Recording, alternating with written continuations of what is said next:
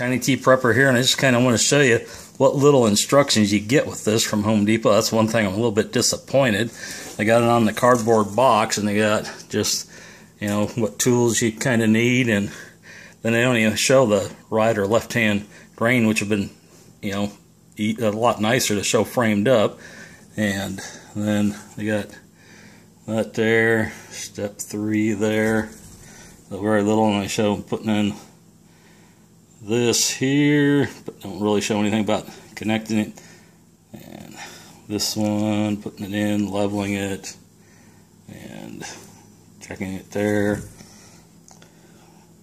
Here, they don't even give you the dimensions on how far you need to rough in for your drain anywhere for this. So there's no instruction booklet in it. If there was, it's been lost. So a little disappointed, because generally, you know, you get some kind of instructions with it, and looked on the internet and didn't find any really how-tos on these. So I'm hoping this helps somebody else out what I go through. And you'd think they'd have conversion kits for the drain, you know, pre-made to refit that tub, and, you know, from wherever your tub is, and have it adjustable. But no, they don't make this easy on these showers, so unless there's something I'm missing. But anyway, thought I'd show you that there's, on this kit, this is a 6030 C,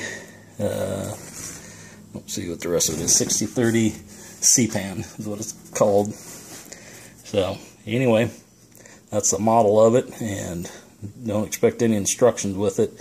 I did find the rough-in measurements on the internet somebody had. I don't know if it might have been on their site with details someplace, and I kind of guessed that's what they were, and that was what they were. So I guess you can measure and get pretty close, but it's nice to be sure what it's supposed to be. So anyway, disappointed in there's no instructions other than what little's on the box here. That's all you get.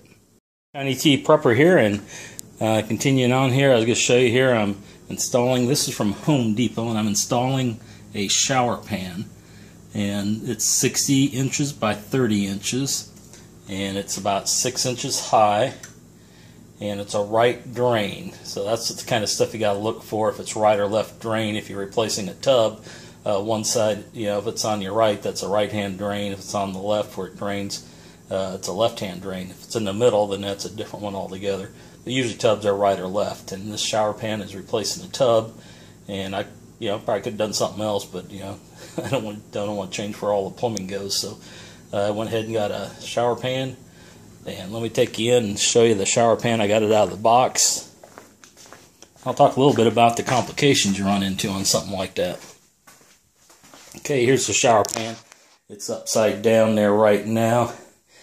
You'd be looking, I can't turn my camera that way to flip, but anyway, I got it turned around from where it goes, but that's on the right hand side, because this is the front up here that faces out front. I don't want to scratch that, so I don't set it on that side.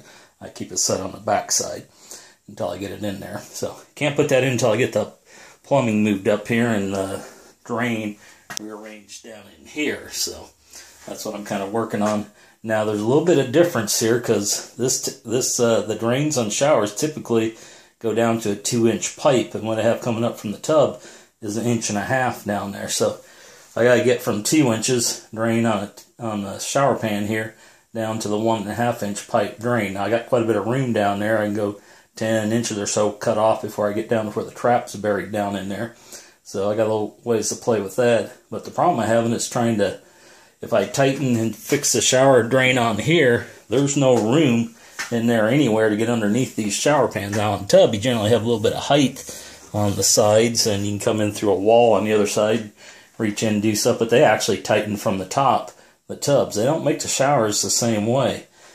Somebody, well, they make a couple that way. I'll take that back. There's a couple I found on the internet, but typically your box stores don't stock any of that stuff. They stock everything, but they make one that's supposed to fit down over the pipe, kind of like friction, but I was trying to press that on the store.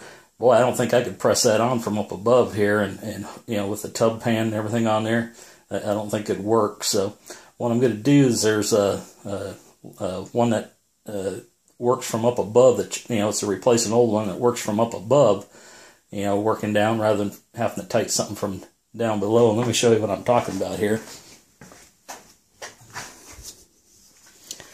Okay, here's a typical shower drain. This lock nut comes off there, which is what you tighten up from down below. So if I glue this onto the pipe ahead of time, I gotta get under there and tighten it from down below using this lock nut here, which I can't do from down below because I don't have the room underneath there. So that makes it pretty tough, and you can't really, I don't think, tighten. Well, even if I could tighten it from here with a tool, they might make a tool that goes down inside there, but once it's glued, then I can't twist it. So, you know, I can't twist that to tighten it down. You actually have to get under there and tighten it with that lock nut. So that's the problem I run into. Like I say, I found on the internet some that just work strictly from above. I don't know if you've ever seen the electrical ones that go through the sheetrock that have the fly things come out and you tighten down with that. They got a couple like that you just have the pipe centered on the hole down there coming up out, and that's easy enough to do. And then this just slides down over, and when you turn it, it tightens up against the tub, and there's another thing in there that turns and it tightens down against the pipe. So, and it's supposed to actually slide up and down that pipe, and it's supposed to, you know, in case there's any flex in your tub, then that won't pop loose and cause your, you know, to break a seal and cause your shower to leak around it. So anyway, I'm looking at maybe giving that a try, see if I can find something else, but that's where I'm at on that. Now the water part, I'm getting that. Didn't want to start it here. I'm getting ready to leave, and I didn't want to start it unless I'm going to be here for a couple days to make sure I don't have any leaks or drips or anything on it. So I'll get that next time. I got this all assembled with the shark bites, and all I got to do now is cut those pipes off and put a coupling on there, shark bite coupling, and bring it on up here to where I got that board back behind.